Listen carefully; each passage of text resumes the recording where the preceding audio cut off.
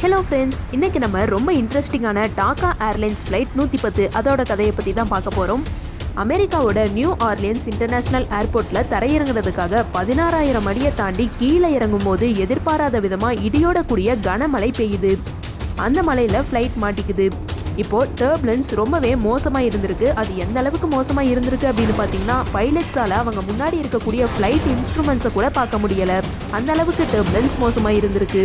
சில நொடிகளில் இது இன்னும் ரொம்ப மோசமாகி ஆலங்கட்டி மழையாக மாறி ஃப்ளைட்டோட 2 இன்ஜின்ஸையும் டேமேஜ் பண்ணுது. இதனால் ஃப்ளைட்டுக்கு எந்த பவர் சோர்ஸும் இல்லாமல் ஃப்ளைட் ஷட் டவுன் ஆகி போயிடுது. இப்போது பைலட் ஒரு இன்ஜினையாவது ஒர்க் பண்ண வைக்கிறதுக்காக அவரால் முடிஞ்ச எல்லா விஷயங்களையும் பண்ணுறாரு. ஆனால் இன்ஜின் ஸ்டார்ட் ஆகவே இல்லை. இந்த சம்பவம் ஏவியேஷன் ஹிஸ்ட்ரியில் ரொம்ப எக்ஸ்ட்ராடினரியான கதை. வாங்க இந்த அசாதாரணமான சம்பவம் எப்படி நடந்திருக்கு அப்படின்றத பற்றி நம்ம இப்போ பார்க்கலாம்.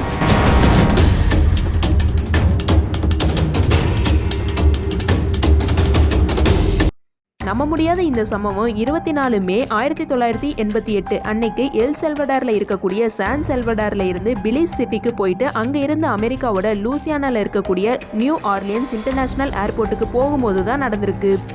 இந்த பயணத்துக்கு பயன்படுத்தப்பட்ட 737-300 ஃப்ளைட்டை சில வாரங்களுக்கு முன்னாடி தான் டாக்கா ஏர்லைன்ஸ்க்கு பேயிங் கம்பெனி டெலிவர் பண்ணியிருந்தாங்க. இந்த ஃப்ளைட்டில் 38 பேசஞ்சர்ஸும் 7 கேபின் க்ரூ மெம்பர்ஸும் போர்டிங் பண்ணிட்டு இருக்காங்க. இந்த ஃப்ளைட்டோட கேப்டனான கேர்லஸ் டேர்டனோ அவருக்கு 29 வயது தான் ஆகுது. யங் கேப்டனாக இருந்தாலும் அவருக்கு 13,410 ஃப்ளைட் ஹவர்ஸ் எக்ஸ்பீரியன்ஸ் இருக்குது. இவர் கூட 48 வயதான ஃபர்ஸ்ட் ஆஃபீஸர் டியோனிசியோ லோபெஸ்க்கு 12,000 மணி நேரத்துக்கும் அதிகமான ஃப்ளையிங் எக்ஸ்பீரியன்ஸ் இருக்குது. இந்த ஃப்ளைட் அதோட ஃபர்ஸ்ட் லெக்கில் சான் செல்வடார்ல இருந்து பிலிஸ் சிட்டிக்கு போயிட்டு அங்கே இருந்து செகண்ட் லெக்குக்கு நியூ ஆர்லியன்ஸ் இன்டர்நேஷனல் ஏர்போர்ட்டுக்கு போக ரெடியாகும். அந்த டைமில் திடீர்னு இன்ஜினில் ஏதோ ப்ராப்ளம் ஆகுது. அதனால செகண்ட் லெக் ட்ரிப்பை நாளைக்கு போஸ்ட்போன் பண்ணுறாங்க.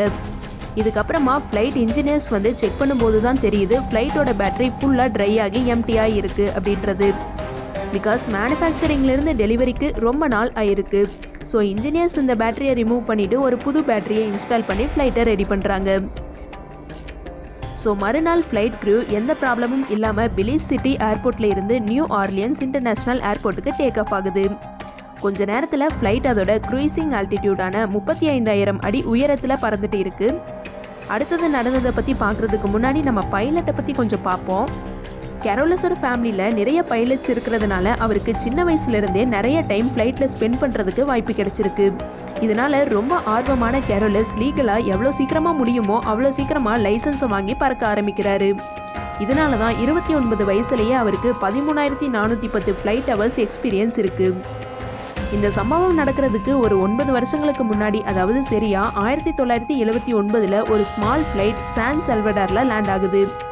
அது லேண்ட் ஆனதுக்கு அப்புறமா ஆர்மிக்கும் டெரரிசம் குரூப்புக்கும் நடக்கக்கூடிய ஒரு கன் ஃபைட்டில் ஒரு புல்லட் அவரோட கன்னத்தில் பட்டு லெஃப்ட் ஐ வழியாக வெளியே வருது. இதனால அவரோட லெஃப்ட் ஐ பார்வையே சுத்தமாக இழந்து போயிடுறாரு. இப்போ நீங்கள் கேட்கலாம், அது எப்படிங்க ஒரு ஐயை மட்டும் வச்சுட்டு கமர்ஷியல் பைலட்டாக இருக்க முடியும் அப்படின்னு. பட் இங்கே தான் நம்ம ஒன்று புரிஞ்சுக்கணும். நமக்கு ஆசை கூட முயற்சியும் இருந்துச்சு அப்படின்னா எதுவுமே நம்மளை தடுக்க முடியாது. எவ்வளோ தடைகள் இருந்தாலுமே அவரோட விடாமுயற்சியை அவர் ப்ரூவ் பண்ணுறதுக்கு ஏற்ற மாதிரி வாய்ப்புகள் கிடைக்குது.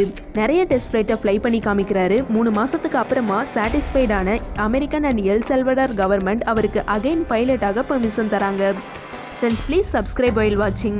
ஏன்னா 98% பேர் சப்ஸ்கிரைப் பண்ணாமல் தான் வாட்ச் பண்ணிட்டு இருக்கீங்க. உங்களுக்கு எங்களோட எஃபர்ட் பிடிச்சிருந்துச்சு அப்படின்னா இதை கன்சிடர் பண்ணி சேனலை சப்ஸ்கிரைப் பண்ணிக்கோங்க. இப்போ வாங்க நம்ம ஸ்டோரிக்குள்ளே போயிடலாம். நியூ ஆர்லியன்ஸ் இன்டர்நேஷ்னல் ஏர்போர்ட் கிட்ட வந்த ஃப்ளைட் கிரைசிங் ஆல்டிடியூட்ல இருந்து கீழே இறங்குறாங்க. இந்த டைமில் ஃப்ளைட்டில் இருக்கக்கூடிய ரேடர் ஸ்க்ரீனில் அவங்களுக்கு முன்னாடி ஹெவி ரெயின் அண்ட் தண்டர்ஸ்டார்ம் அப்படின்னு காட்டுது. அந்த டைமில் இந்த ஃப்ளைட்டில் இருக்கக்கூடிய ரேடர் தான் இருக்கிறதுலையே மாடர்ன் அண்ட் அக்யூரேட் ரேடர். பொதுவாக ரேடர் எப்படி வேலை செய்யும் அப்படின்னு பார்த்தீங்கன்னா, ஃப்ளைட்டோட நோஸில் இன்ஸ்டால் பண்ணியிருக்கக்கூடிய ரேடர் ஆண்டனா ரேடர் பல்ஸை எமிட் பண்ணும். அது முன்னாடி ட்ராவல் பண்ணி ரெயின், ஸ்னோ அண்ட் வெதரில் பட்டு ரிட்டர்ன் ஆகும். இப்போ எவ்வளோ சிக்னல்ஸ் திரும்ப வந்திருக்கு, எவ்வளோ நேரத்தில் வந்திருக்கு அப்படின்றத கால்குலேட் பண்ணி ஒரு பிக்சராக மாற்றி லைட் ரெயினுக்கு க்ரீன் கலர், மாடரேட் வெதருக்கு எல்லோ கலர், ஹெவி தண்டர்ஸ்டார்முக்கு ரெட் கலர் அண்ட் குட் வெதருக்கு பிளாக் கலர் அதை ரேடர் ஸ்க்ரீனில் காமிக்கும். இப்போ 35,000 ஃபீட்டில் இருந்து நியூ ஆர்லியன்ஸ் இன்டர்நேஷனல் ஏர்போர்ட்டுக்கு டிசென்ட் ஆகும்போது அவங்களுக்கு முன்னாடி 2 மிகப்பெரிய தண்டர்ஸ்டார்ம் ரேடரில் தெரியுது. அதனால ஹவுட் அண்ட் ஏடிசியை கான்டாக்ட் பண்ணி தண்டர்ஸ்டார்மை சுற்றி வர்றதுக்கு பெர்மிஷன் வாங்குறாங்க. ஆனால் 2 தண்டர்ஸ்டாமுக்கும் நடுவில் ஒரு பிளாக் ஏரியாவை பார்க்கக்கூடிய பைலட் அதில் சேஃபாக தண்டர்ஸ்டாமை கடந்து நம்ம போயிடலாம் அப்படின்னு பிளான் பண்ணுறாங்க. ஆனால் சீக்கிரமே அவங்க பிளான் பண்ணது தப்பு அப்படின்றது புரியுது. ஏன் அப்படின்னா இந்த 2 தண்டர்ஸ்டார்முக்கும் நடுவில் போயிட்டு இருக்கக்கூடிய ஃப்ளைட்டுக்கு முன்னாடி இதை விட மிகப்பெரிய தண்டர்ஸ்டார்ம் வருது. வேற வழி இல்லாமல் ஃப்ளைட் தண்டர்ஸ்டார்மில் என்டர் ஆன உடனே டர்புலன்ஸ் ஃப்ளைட்டை அட்டாக் பண்ணிடுது. இது எவ்வளோ இன்டென்ஸாக இருக்குது அப்படின்னு பார்த்தீங்கன்னா முன்னாடி இருக்கக்கூடிய ஃப்ளைட்டோட இன்ஸ்ட்ருமெண்ட்ஸை கூட பைலட்டால் பார்க்க முடியலை. அந்த அளவுக்கு மோசமாக இருந்திருக்கு. சில நொடிகள்லேயே அவங்களுக்கு அடுத்த பிரச்சனையாக ஆலங்கட்டி மலை அட்டாக் பண்ணுது. அதோட இன்டென்சிட்டி எவ்வளோ அப்படின்னு சொல்லணும் அப்படின்னா ஒரு எக்ஸாம்பிளுக்கு 30 செகண்டில் நம்ம வீட்டில் இருக்கக்கூடிய குடத்தை நிரப்புற அளவுக்கு ஹெவியாக இருக்குது. இதனால ஃப்ளைட்டோட 2 இன்ஜினும் ஆஃப் ஆகுது. இப்போ நீங்கள் கேட்கலாம், இன்ஜின் வாட்டர் ப்ரூஃப் தானே, அது எப்படி டேமேஜ் ஆகும் அப்படின்னு. சொல்லப்போனால் இப்போ இன்ஜினில் போன வாட்டரை விட இன்னும் 4 மடங்கு வாட்டர் போனாலும் இன்ஜின் எந்த ப்ராப்ளமும் இல்லாமல் ரன் ஆகும். ஆனால் இங்கே ப்ராப்ளம் என்னென்னா இது நார்மலான மலை கிடையாது, ஆலங்கட்டி மலை. இன்ஜின் டிசைன் பண்ணும்போது அவங்க நார்மல் ரெயின் அண்ட் ஆலங்கட்டி ரெயின் சிமிலராக தான் இருக்கும் அப்படின்னு நினச்சாங்க. ஸோ அவங்க பர்டிகுலராக ஆலங்கட்டி மலைக்கு அப்படின்னு இன்ஜினை டெஸ்ட் பண்ணலை. சாதாரண ரெயின் வந்து லிக்விடாக இருக்கிறதுனால அது இன்ஜினில் படும்போது இன்ஜினோட ஃபேன் பிளேட்ஸ் வாட்டரை ரிஃப்ளெக்ட் பண்ணும். இந்த ப்ராசஸில் சென்ட்ரிஃபியூகல் ஃபோர்ஸ் இன்வால்வ் ஆகி வாட்டரை பைபாஸ் பிளக்கில் எஜெக்ட் பண்ணிடும். ஆனால் ஆலங்கட்டி மலை சாலிட் ஃபார்மாக இருக்கிறதுனால வாட்டர் மாதிரி இல்லாமல் ஒரு புல்லட் மாதிரி ஆக்ட் ஆகும். அதனால அது ஃபேன் பிளேடில் சிக்காமல் டைரெக்டாக இன்ஜின்குள்ளே போய் இன்ஜினை டேமேஜ் பண்ணிடுது.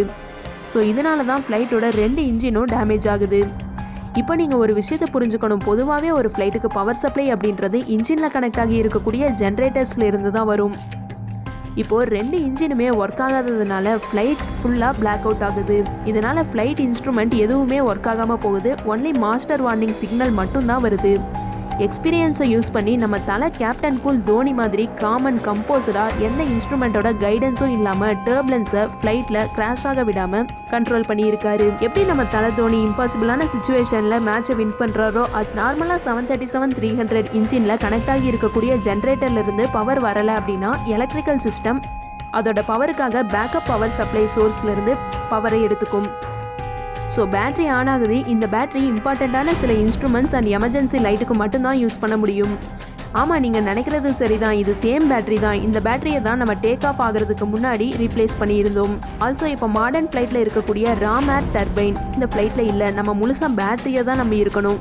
அதுவும் இந்த பேட்டரியில் மேக்ஸிமமாக 30 நிமிஷங்கள் தான் பவரை கொடுக்க முடியும். அவருக்கு முன்னாடி இருக்கக்கூடிய இன்ஸ்ட்ருமெண்ட்லேயே ஒர்க் ஆகக்கூடிய ஒரே ஒரு இன்ஸ்ட்ருமெண்ட் ஒரு சின்ன ஸ்டாண்ட் பை ஹாரிசான்.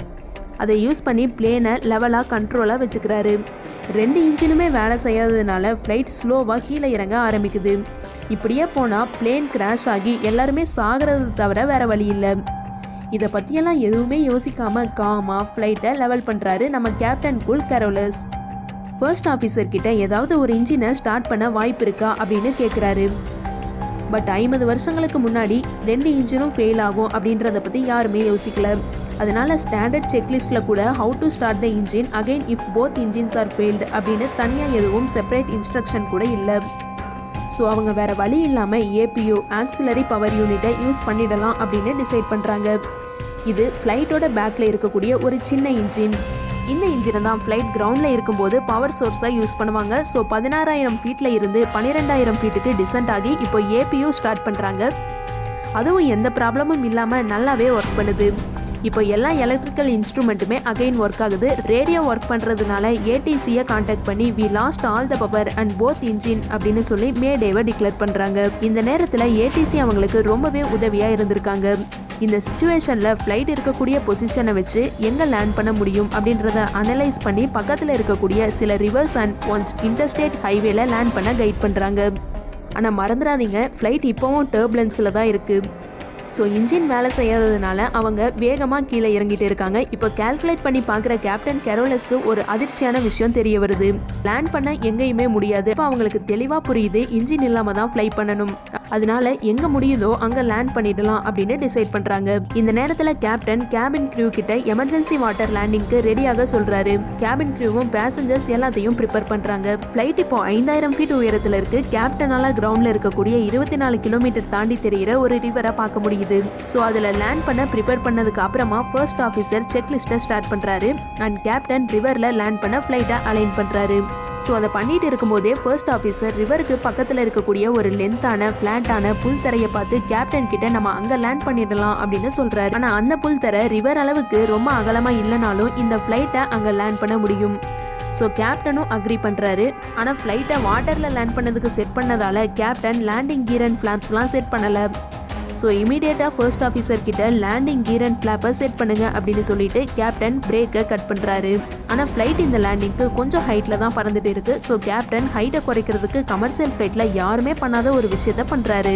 அதான் சைட் ஸ்லிப். இது ரடர் அண்ட் ஐலிரான ஆப்போசிட் டைரக்ஷனில் அப்ளை பண்ணணும்னா ஃப்ளைட் கொஞ்சம் சைட்வேஸில் போய் ஒரு ஏர் பிரேக்காக ஒர்க் ஆகும். இது சின்ன ஏர்கிராஃப்டில் தான் யூஸ் பண்ணுவாங்க. கமர்ஷியல் ஃப்ளைட்டில் ஒரு வேளை யூஸ் பண்ணணும் அப்படின்னா ஒரு சைடில் மட்டும் ரொம்ப அதிகமான வார்டெக்ஸ் கிரியேட் ஆகி இன்ஜினை டேமேஜ் பண்ணிடும். ஆனால் இவங்களுக்கு தான் இன்ஜின் ஆல்ரெடி ஒர்க் ஆகலையே. So no problem. இப்போது ஃப்ளைட் கிரவுண்டில் ஸ்மூத்தாக லேண்ட் ஆகுது. பட் ஞாபகம் வச்சுக்கோங்க, இன்ஜின் ஒர்க் ஆகாததுனால த்ரஸ்ட் ரிவர்ஸரை யூஸ் பண்ணி ஃப்ளைட்டை ஸ்டாப் பண்ண முடியாது. ஸோ கேப்டன் மேனுவல் பிரேக்கை ஸ்லோவாக விட்டு அப்ளை பண்ணி ஃப்ளைட்டை கம்ப்ளீட்டாக ஸ்டாப் பண்ணுறாரு.